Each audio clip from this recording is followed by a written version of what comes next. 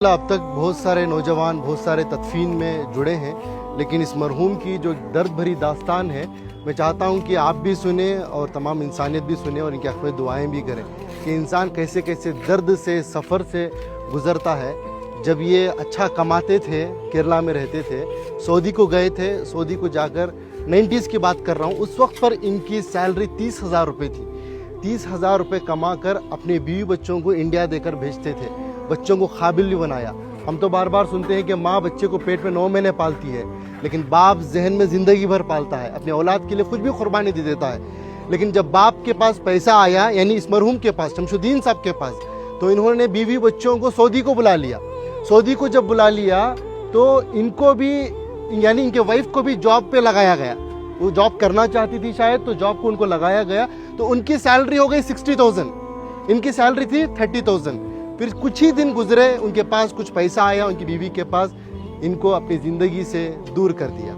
ये एक दिन था, ये अपनी बेटी से मिलने के लिए, अपनी औलाद से मिलने के लिए सऊदी में ही, जो इनकी बीवी अलग फ्लैट लेकर रहती थी, वहाँ पर जाते हैं।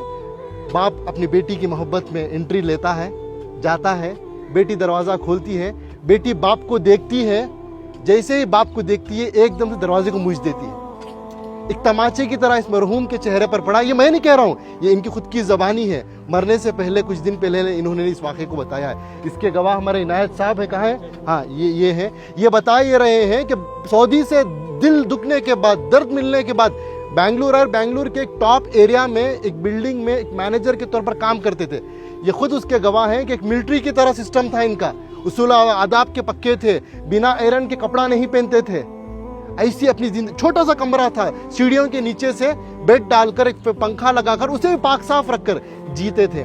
ये पूछने लगे कि भाई, मैं तो समझा आप एक सिक्योरिटी गार्ड है, लेकिन आपकी ये पाकी सफाई को देखकर, आपकी ये मिलिट्री सिस्टम को देखकर, आपकी इस डिसिप्लिन को देखकर मेरे अंदर सवाल पैदा हुआ, आपकी ज़िंदगी में क्या हुआ? तो उन्होंने ये अपनी दास्तान सुनाई, ये दर्द बताया। तो बस मैं इंसानियत से यही बात कहना चाहता हूँ कि दौलत तो कमाना है, वो मुकद्दर की मिलेगी, लेकिन अपने रिश्तों को बनाएं पहले, अपने बच्चों को, अपनी औलाद को मुसलमान बनाएं, इंसान बनाएं। आज पता चला कि इनकी औलाद अमेरिका में है, यूएसए में है, लाखों के रुपए कमा रहे हैं, लेकिन अफसोस की बात, दौलत तो दौलत है, उनके पास बाप के जनाजे को आने की तौफीक तक नहीं हुई। ये अल्लाह का करम है कि अल्लाह ने मुझे और आपको चुना है। मैं और आप आए नहीं यहाँ पर, अल्लाह हमें भेजा है, अल्लाह ने हमें ये तौफीक दी है, तब जाकर इस कब्रस्तान में आए हैं, इस मरहूम के जनाजे में शिरकत कर रहे हैं। इस मरहूम की नसीब देखिए, आज मस्जिद में नमाज़े के जनाजा अदा हुई। इनाम भाई, बड़ा मजमा था, मस्जिद के इमाम साहब, एक आलिम दीन ने इनका जनाजे की नमाज़ पढ़ाई, और तमाम अल्लाह के नेक बंदे मिलकर आकर आज तदफीन के लिए जुड़े।